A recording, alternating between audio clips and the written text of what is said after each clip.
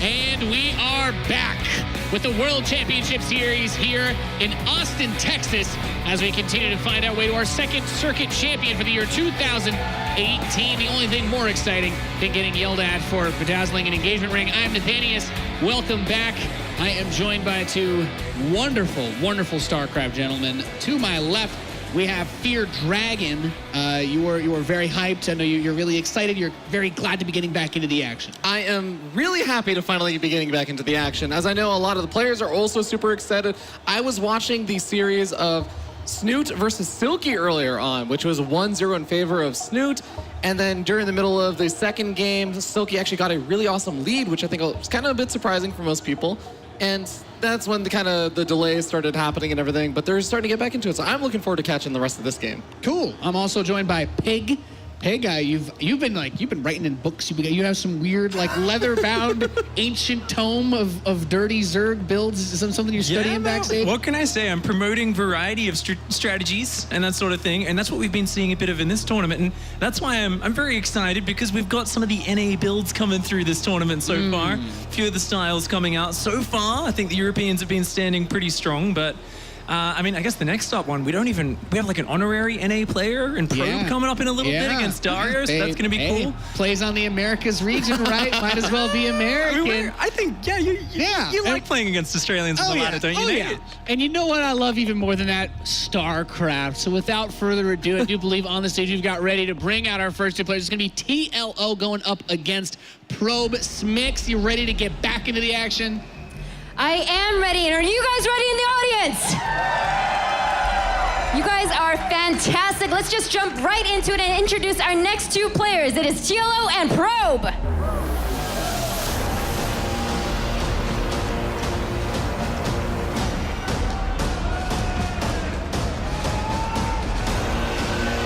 Nothing like some good old PvZ to get us moving forward here again. TLO Wunderwunsch has been playing StarCraft since StarCraft 2 was basically a thing. He was killing it in the beta, and he's been killing it ever since. Very well-known established player. Probe, a man perhaps most known for looking a lot like Snoot, also a very formidable opponent coming out of Australia. He's a really good player, you know. He's really come up, and funnily enough, there's a bit of history between these two. One of his good performances, I think it was like Leipzig last year. I can't remember the exact WCS stop it was. He did take down TLO in the group stage there, and that was kind of one of his hey, we've got an Australian who's not just losing in the group stage like Pig used to, you know. And I'm like, oh yeah, that's good. Maybe we can have a real rep. This will be awesome. So Probe's kind of stepped up there and had a really good run last year. He almost took out Neeb at Valencia. And kind of really showed his stuff, but he has been struggling a little bit more recently in all matchups. So I think this is a really tough matchup for him. Yeah, even actually earlier in Group Stage 1, we had Probe going up against BioIce, who's a pretty solid NA player, but I don't think anyone would really consider him to be one of the strongest players at this event by any means or any stretch of the imagination. So Probe maybe going to be struggling a little bit more with that PvZ, as demonstrated from earlier. All right. Yeah, and we just saw TLO's information came up. TLO's special storyline last year was that he somehow ran into Neeb and got knocked out by him at most of the tournaments last year. Of course, Neeb went on to win 3 of the WCS championships. And, in a weird world, could have gotten a 4th. But deep runs nonetheless. I mean, it was like a horror movie. You're like, don't go in there. Don't go into the round of 32, TLO, because you know Neeb's waiting in the cupboard every single time. He's always waiting. So, I guess that's totally possible. But don't worry, guys. We're moving fast. We got the game ready for you. It's TLO versus Probe.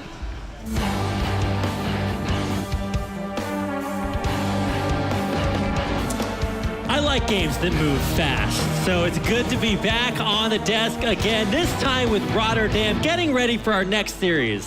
It feels good to be here. Finally, my first cast of the day between these two awesome players and two players that obviously need a big result. It's been a while for both of them. Both of them are good. Both of them have been successful from time to time. But over the last 12 months, it hasn't really been their time to shine. I'm super curious to see who will advance to the round of 32. Because that is what is on the line for this one, as we're looking at the main base of our German Zerg player, spawning on the left bottom side of Lost and Found. Give it up for Liquid TLO. course, a fan favorite, Dr. Dario. Good to see him back again. Will Need wait for him in the future, or will he have a different path through the bracket? Right now, he's got to go up against this guy from the land down under. Here he is. Make some noise for Legacy's Probe.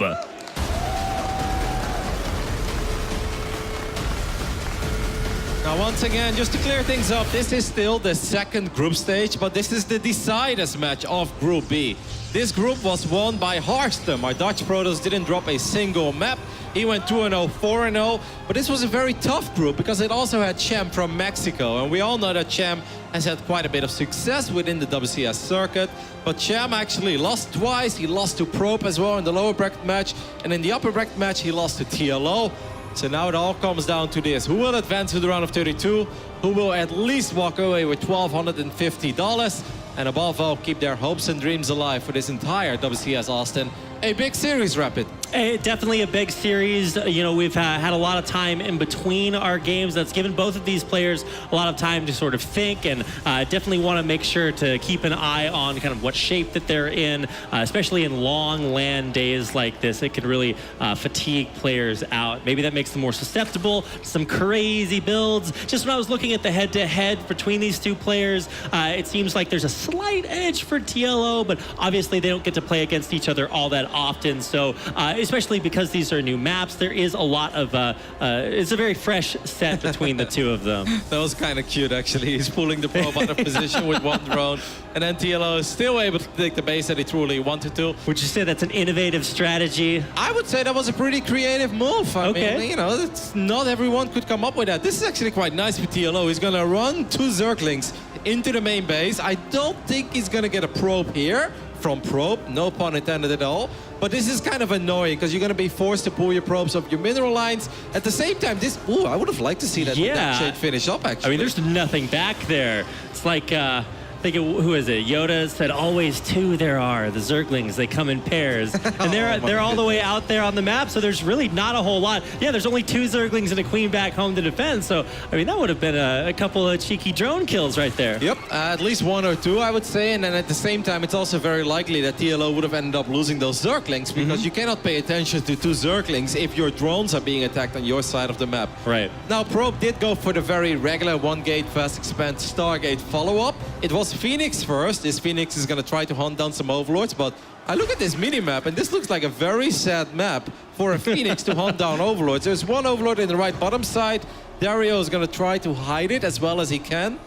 And I'm curious to see where Probe takes this afterwards. The fact that he took out Cham, though, in the lower bracket match, that gives me a lot of hope for expectations for him in this best of 3. Because Cham is good, man. Cham is nothing to scoff at.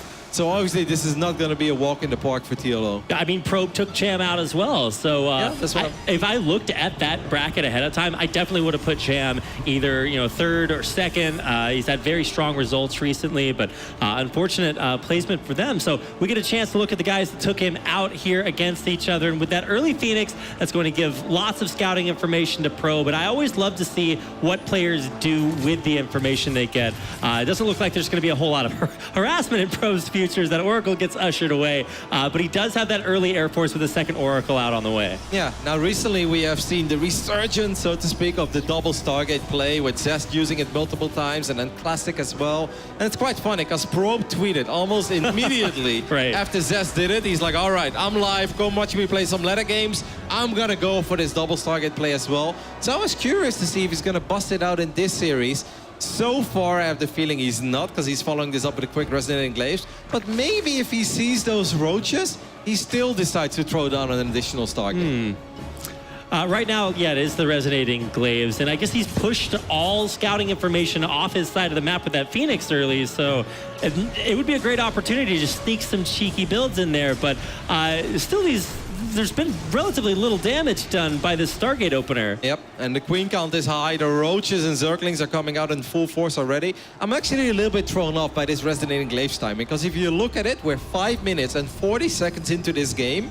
Only now Resonating Glaives is halfway done. I've seen multiple Stargate into Twilight openings where the Protoss player still shades out at roughly 4:55 or at the 5-minute mark sharp. So this shade is a minute late, but that does mean that his numbers are a lot higher than what you normally see. But TLO actually made a lot of Roaches and Lynx So I have the feeling that if TLO positions his units well here, he shouldn't take too much damage, and that would be bad news for Probe. Well, the positioning of his units is half the roaches are actually way up north by the 4th base, and that means that they won't be here for the Adepts, but there's still plenty more units there left there to defend. It's tons of roaches on the production tab, ready to explode out onto the map. There's a drop lord on the way as well, and I have the feeling that TLO may put a couple of well, actually, that's all the way in the right bottom side. That's really Yeah, what is weird. supposed to be there? I have no idea what the purpose of that one is, because I don't think we have a bailing nest. Oh, so those roaches, I think we're heading down there to get put in the Overlord. But for what? Yeah, that seems like a really strange place to drop there as well. So the stasis trap gets triggered immediately right there by the Zerglings. They get pushed right back out and taken out. So yeah, I'm curious about that play. I really had the feeling there was supposed to be a different Overlord that was morphing into a drop lord, because he has a lot of queens at home, and then maybe try to pressure with roaches, lings, and indeed those queens. Because I have the feeling he wanted to use the queens against the Oracle, but yeah, his drop lord was so freaking far out of position. Every second that goes by, Probe warped in 2 robotics facilities. That immortal count is going to go up very quickly. TLO is on the clock here. That's right. This is the big move. This is that one timing. As the Koreans say, it's time. It's time to go for it, but it's right in time for those double robos to kick in. And so right now we've got 2, but it's going to be 4 immortals, and there's just no way to get through these rocks. I have a tough time believing that TLO can make this work. Yes, his army looks massive and he is up for the army supply, but we know how strong these Protoss units are defensively. Don't ignore those sentries, by the way. Multiple sentries in the mix, couple of good force fields thrown down. I mean, breaking through the force fields with those corrosive biles, this is a lot of Zerg. There are still those immortals back in the back, but they are going down one by one. Look at these biles. They're not only hitting the back line, but there's a couple of Zerglings running around there as well. Yeah, they were actually trapping these immortals coming in from the north side. That was a really good play by TLO. So all of these immortals have gone down. The additional immortals are not coming out. Were the robos contaminated or something? Because they really did not show up. And it seems like TLO will get the job done here in the end. Looked like a risky attack, but he gets the first win on the board.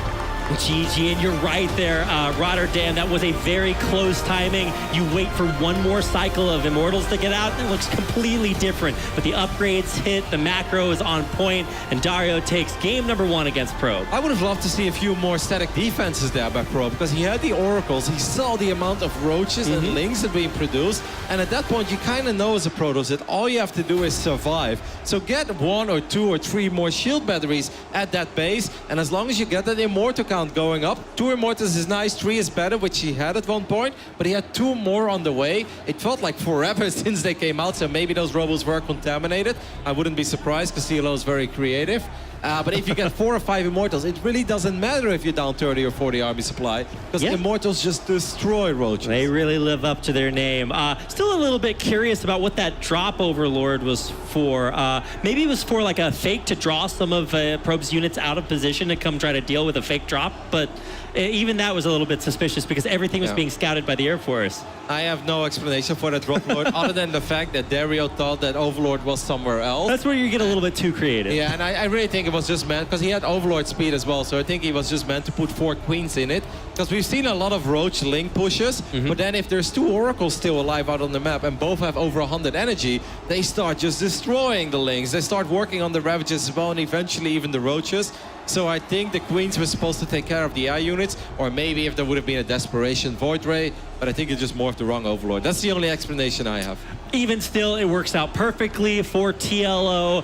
He's got a lot of fans in the crowd. I think we got a chance to see them there. And I know everybody's excited to get back into this series. Even our cameraman's pretty darn excited to see a little bit more of TLO. And there we see him on our screen. A magnificent example of a Zerg player. And it's good to see him back here. Will he meet Snoot in the next round? You know, history says yes, but, or not Snoot, but Neeb. He's out there waiting for potentially one of these 2 players, but to focus on the players on our screen right now, Probe, you know, he's got to come back. What is it that was really off for Probe's timings? You mentioned his Glaive Adepts were a little bit late. Yeah, I really felt it was late, and then he also never committed, which I can sort of understand if he truly sees the amount of units that are out on the map. But then I don't really understand why he made that many adepts with Resonating Glaives in the first place. Because, yes, Resonating Glaives adepts are fantastic, but mostly to catch a Zerg off guard, mostly to kill workers, maybe trade well against the Lynx, but against that many Roaches, it just doesn't do that much for you. Right. So I'm a tiny bit confused. I also felt that if you open up with a Phoenix and then 2 Oracles, you want to find some worker damage somewhere. Like, I'm not saying that you should hope to kill 15 drones, because we know that's very difficult against Zergs as good as TLO. But at one point, there was only a single queen and a sport roll in the main. That's where those units are supposed to sync up. You lift the queen, Oracles fly in, and you get 5-6 drones, and those numbers do really add up. And we just didn't see any of that. So Probe made a lot of units that could have potentially did harassment damage, but none of them actually got anything done. Well, let's get ready for game number 2, Kev. Here we go. The map is going to be Dreamcatcher. Oh, no, it's going to be Acid. Okay, game number 2. I was reading the wrong card. This is going to be Acid Plant. Introducing our player in the bottom right-hand corner in the blue. Playing for Team Liquid, it's TLO. Competitor since the SC2 beta. I think once upon a time in that SC2 beta, he had a show match in Cologne during a Warcraft 3 event versus the legend himself, Mad Frog. I'll never forget those games. They were magnificent. Over here on the left top side of Acid Plant, we're looking at the main base of our Australian Protoss. It is our one and only Probe. I'm glad you mentioned that TLO show match. He also had another TLO show match advertising Team Liquid called TLOnage, where he played his placement matches against brand new players. Oh, those poor newbies. It was a fantastic thing to watch. So he's been around for a long time. He's always been very creative. He's played just about every race out there, but he's finally settled on Zerg. Yeah. He's been doing some pretty good things with it. Of course, he does always seem to run up against Neebir, so you got to know that he's practiced a lot of ZVP. But against Probe here, I think it's a little bit of a different style. But I'm still not exactly sure what the style of Probe is designed for, because it didn't seem to do much in game 1. Yeah, I think we're going to see him switch things up a little bit here in game number 2. And maybe he does go for that double Stargate play that we saw Zest bring out multiple times in the GSL as well, and even Classic. Because TLO just made a whole bunch of Roaches. And we all know that Stargate units in general do pretty good against Roaches. Right. So I wouldn't be too surprised to see that. But I like that you pointed out that TLO played all the races, because obviously he was random for a long time. Right. But at first he settled with Terran, but it was really funny because there were times where he was competing in some of the German tournaments that were kind of dominated by the Protosses back then, like Hazuobs and Zocchi. And the TLO out of nowhere, I remember he walked up to me and said, he's like, yeah, I'm gonna play PvP versus Hazuobs. And I'm like, that seems like a terrible idea, Dario. Yeah, you don't just pick a guy that's really strong at the race and play it against him. He's like, no, I think I can do this. I was like, Dario, this is like the semi-finals of the German championship. I wouldn't play PvP against Hazuobs. He's like, no, this is going to go great. He lost 2-0. But okay, well. He did try, you know. Well, it does seem like in the end he has settled on a great race. We've had a history of players who have chosen different races and gone on to have a lot of success with that. I think Neeb is a great story for that as well as many others. But I'm glad that we do see this creative style. I mean, it's a little bit of a meme at this point, but you highlight every little tiny thing about Dario's builds that just make him a little bit different. It is a meme, but he also lives up to the meme. Oh, yeah. Almost every single week there is a clip of Dario on Reddit, and the first thing I do when I wake up is like, okay, I want to see what it was, and it does always make you chuckle, and it gives you a smile to your face. You're like, all right, only you could have done this, Dario. So it is a little bit of a meme, but he also deserves the meme because he does come up with very cute and little fancy plays. Often not game-winning plays, but nice things to get a minor advantage. No minor advantages so far. This opener is pretty similar to what we saw in the last game. We saw the Zerglings get cleared up, and so now finally, once this Overlord goes down, should be where we see the direction Probe wants to go. Yeah, could potentially hide something. So far, everything is very identical to what we saw on Lost and Found. There's an Oracle follow-up. Curious to see if it's going to go double Oracle behind this as well. Maybe he goes straight into the Robo this game. That's possible as well, because it's safe to say that those Resonating Glaives adepts, they really didn't get done what he was hoping for. And I feel that Lost and Found is a slightly better map for Resonating Glaives than Acid Plant is. This map is just pretty damn big. It's going to take multiple shades. I would have preferred it on Lost and Found, and if it didn't work out on that map, I would prefer not to see it at all here. All right, well, what is the direction that Probe wants to go? He is going to go that double Oracle. So, yeah, right up until now, everything looks really similar to Game 1. And, you know, if history repeats itself, then Probe could be in a little bit of trouble. Nothing there to take out the stasis trap. Oh my God. Wow. Terrible, terrible damage right there. Nothing mining except a couple of, I guess, try-hard drones at the edge there. That's actually really rough because they're blocking some of the other patches as well. Oh, yeah, that's right. Well, I mean, they can sort of go through it, but that's so many drones not mining. And in this phase in the game, that obviously has a massive impact. Now, what is going to be the upgrade? I hope to see charge because I really have the feeling it's going to be resonating glaives again. I mean, that graph just shows you how big that stasis ward truly was. Yeah, that's huge. No pull really does affect that economy. So right now, actually, the Oracle is going to get in and start taking out Queens. A lift will ensure that that does go down, and a few of those Nomad drones have to get sent right back home as a lot of damage does start to come through. But, you know, as history does repeat itself, we see a huge swell of roaches with speed on the way. Yeah. So once again, it is going to be that resonating glaives timing that's just simply a little bit later than what you see it some other moments where, for instance, Showtime likes to also go every now and then, like Stargate into resonating glaives. Then he does make a lot less Stargate units. Definitely doesn't go Phoenix into double Oracle, but they shade out a lot faster. If you would have shaded to the other side of the map at like 450, there is a good chance that he only fights a couple of roaches. Now that roach number is already quite high. Probe is going to take a look at these rocks and he's going to be like, yeah, maybe I shouldn't, unless you can just totally avoid these roaches. But I have the feeling that's going to be very tough against TLO. I mean, on Acid Planet, you can always try to catch them on the high ground as they come through the trough, but there's just not enough there. And I don't know about completing that shade yet. He's just going to come in and see that there's a whole lot of defense there for TLO, and I don't know how much Probe can do here with these Glaive of Depth. The Oracle's taking a lot of damage. The other Oracle tries to get a stasis ward down as well. Somehow that Oracle survived on the right side, by the way. That must have been incredibly low on HP. Yeah, 4 HP. Wow. So one more hit. Now these roaches are going to try to get adventurous, but running up this ramp against the sentries is going to be tough, but he is morphing 4 Ravagers. So this game looks very similar to what we saw before, but Probe is getting very adventurous here. I'm not sure if this was the right move. Oh no, Bios coming down actually do take out quite a bit. There just wasn't enough there, Kev. The entire army gets taken out one by one, pushed back to the reinforcement point, and even that Immortal, actually no, I guess it got missed there, just now having its shields proc. There are some static defenses, but just not enough back at home. The second Immortal, though, coming forward could be what turns this back in Probe's favor. I really think that TLO made a mistake there. Trying to get that Immortal near the shield battery, it just seemed very tough. He could have easily taken out those 3 sentries with the Ravagers and the Roaches there. He went for the Immortal, but that shield battery did some serious work. But it doesn't mean that Probe is out of the woods just yet. He's still down in supply, but the Roach numbers are not as big as they were on Lost and Found. Well, TLO has Roach speed. He's also created a creep highway, so these reinforcements are going to be coming in hot and heavy. Here it goes. The army for Probe dropping down one by one. He's going to be forced back there. A huge stasis ward catches so much of TLO's army. Sick. He is forced to head for the hills. A beautiful trap laid by Probe. That could very well be a game-winning stasis ward right there. Excellently done there by Probe, running back towards it. TLO not thinking about it, looking at that army, feeling that he could maybe get on top of those Immortals. I would have liked to see that army be a little... I feel like he could have killed a few more units there. He could have trapped a lot there, especially if he had a couple of force fields. But actually, he only has 2 sentries, and they're very low on energy, so... I still feel like he could have positioned his army a little bit more towards the south-east, so to speak. No, southwest, excuse me. And then I think he would have been able to get a few more hits off with all those Immortals. Now, TLO is giving up on the Roach pressure, and he throws down a Bailing Nest and a Hydra Den.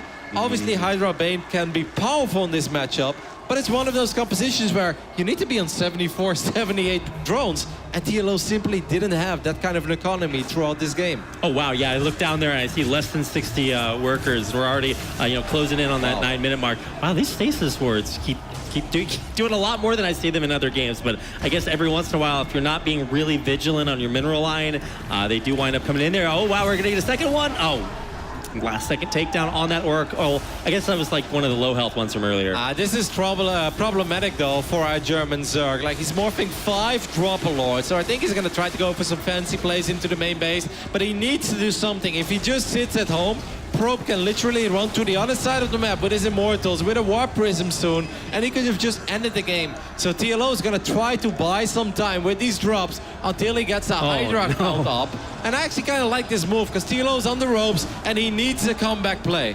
A two-pronged attack is an unscouted 3 Overlord drop, heads right into the main. What's inside there? It's all roaches, but some nice force fields at the front, trying to shave off some of TLO's army, but it doesn't actually catch that much, and it's going to force a recall into the main. Yeah, that's a big recall as well. Oh, a couple of Immortals, that's good enough. I would have loved to see TLO go for the Templar Archives there, because I really think that would have bought a lot of time for him as well. But during all of this, TLO is starting to squeeze out those Hydras. He got 15 probes as well. That's actually a pretty big deal. Wow. Against an only 3-base Protoss player, so this drop was absolutely worth it. As long as TLO... Wow, look at that. 15 drones during all of this. He's going to go back and get even more with the Overlords that survived there. Yeah, granted, there's a little bit left there, so he's going to head back.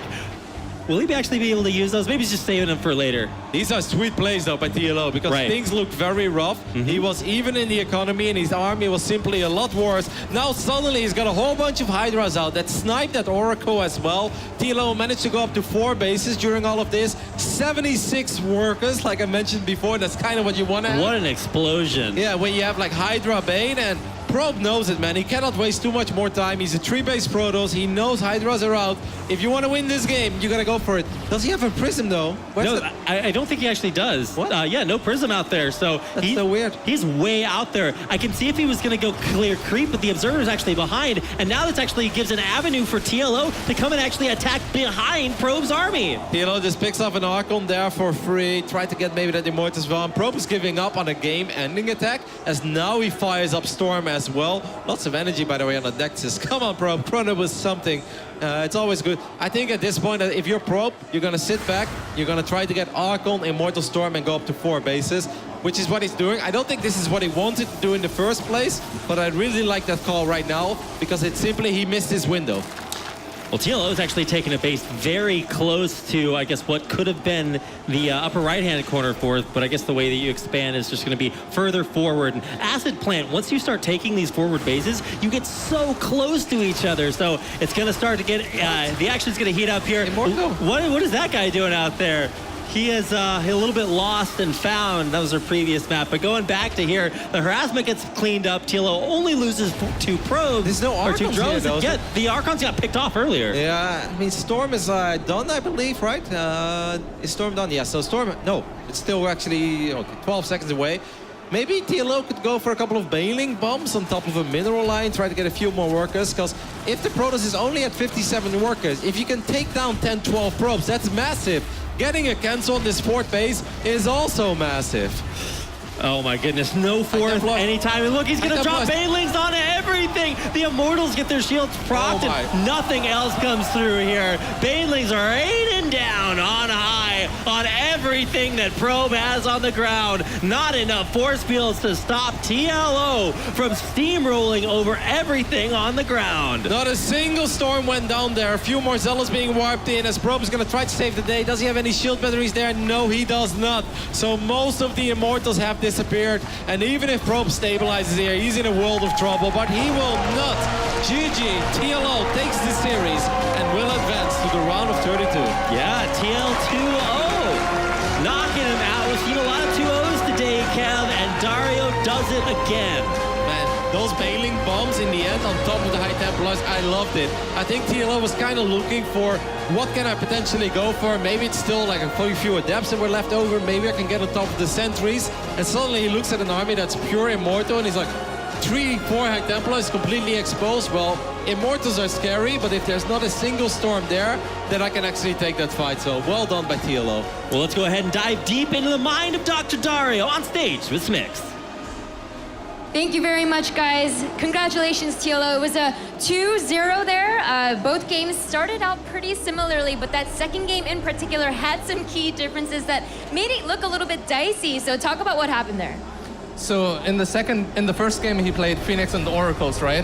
In the second game he did 2, but because the Oracles came so late, I canceled my Spores, thinking he's going only Phoenix, then maybe fast Salads, fast many Adepts, but instead there was Oracles. But I think he didn't realize I didn't have Spores, so he did a Stasis instead of doing Harass, but he actually got like, what, 20 drones or something? So yeah, that was a little bit difficult, but still a good build for me. Well, let's talk about your performance overall today. You did have to fight through group stage 1 and then through group stage 2. Your group in group stage 2 was not easy at all. It had Harstem and Chem, including Probe, who you just played. So overall, how do you rate your performance today? I think I did pretty well considering it was one of the harder groups. I'm very happy about my 2-0 against Chem because he's been performing really well this year and his CVC is very, very scary. So beating him 2-0 was kind of unexpected. Harstem, he's extremely good in CVP right now. I think it's his best matchup. First game I should have won, but I kind of threw away. But, you know, it doesn't matter in the end, I'm through.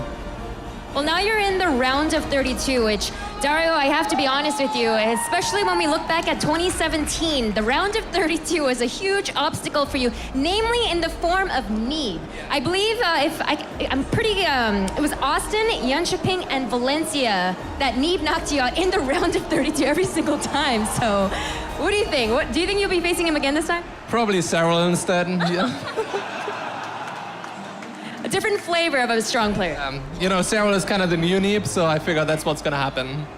Fair enough. We'll find out in just a little bit, but first of all, congratulations again. We'll see how it goes in the round of 32, whether you face Cyril or not. Let's head back to Nathanius.